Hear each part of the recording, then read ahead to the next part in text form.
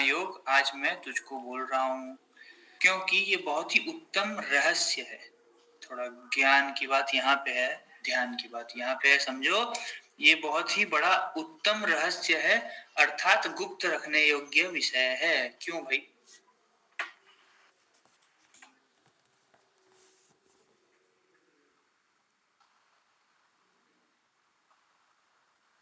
Audience audience क्यों? है, बताओ, एक दो तो थ्योरी दो। भगवान क्यों छुपाना चाह रहे हैं भाई ब्रह्म ना विष्णु? मुझे तो ढूंढना हम्म। वो बता देंगे अगर तो फिर ढूंढना हम लोग क्या ही जानेंगे सही गलत।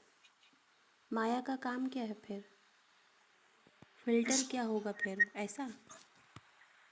संसार चल क्या रहा है? संसार में माया के द्वारा एक चल रहा है। परमात्मा एक परमात्मा अलग अलग रूप रख के ही अपने आप में खेल रहा है।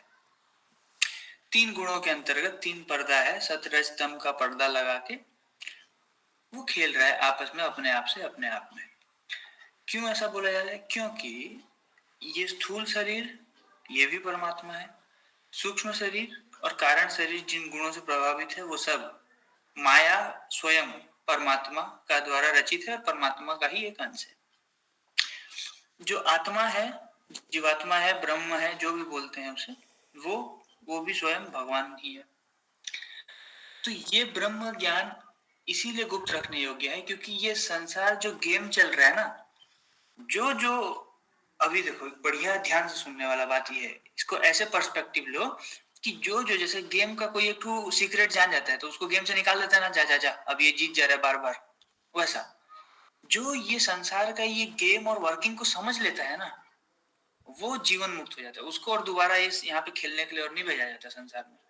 नया शरीर, नया जन्म और कुछ नहीं मिलता है।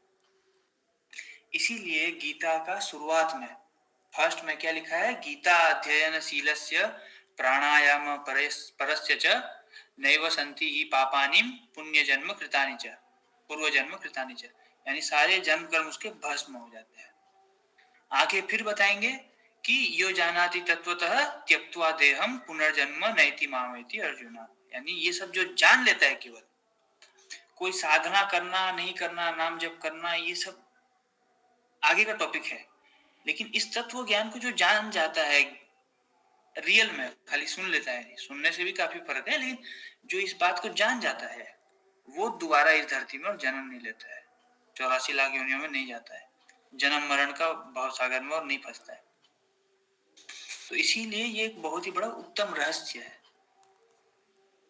और ये रहस्य ऐसा है कि माया आपको समझने भी नहीं देगा। आपके सामने पढ़ा है गीता, हजार किसको, सबके घर में पढ़ा है कि कौन पढ़ रहा है?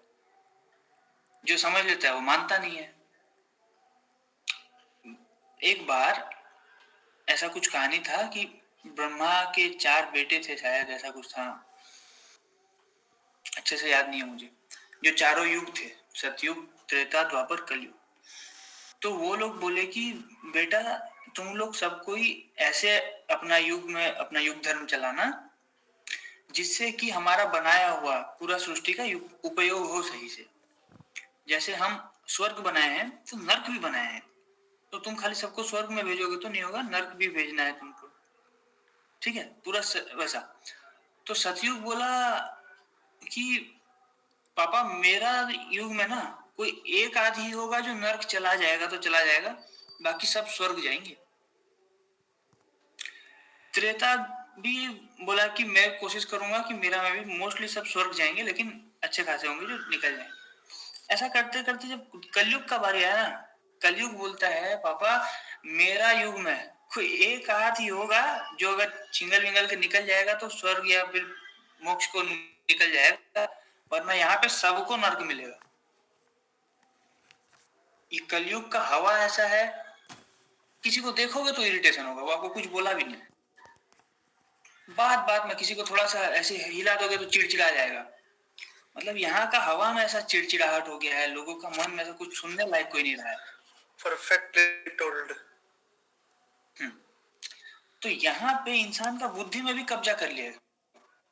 कलयुग जैसे बोलते हैं ना, कली का प्रवेश हो गया है शरीर में, वैसा तो यहाँ पे आप किसी को कितना समझा लो, बिल्कुल चेंज नहीं कर सकते। अगर 4 लोग कहीं मिल के भगवान का भजन कर रहे हैं, चर्चा कर रहे हैं, कोई शास्त्र पढ़ रहे हैं, तो बहुत ही रिफाइंड कैटेगरी के हैं वो लोग, बहुत कृपा है उनके ऊपर, जो सोच समझ के इम्प्लीमेंट कर पा रहे हैं।